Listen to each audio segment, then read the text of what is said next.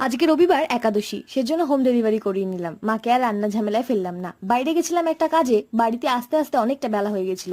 স্নান করে বডি ঠান্ডা করেই সামনে দেখি এক থালা ভাত। না, এতগুলো আমি খাবো না, রাতের জন্য কিছুটা রেখে দেবো। তো ছিল 4টে পটল ভাজা, তার সঙ্গে বাঁধাকপি মাছের মাথা দিয়ে, আর মাংস ছিল, এবং ছিল আমার ফেভারিট টক ডাল।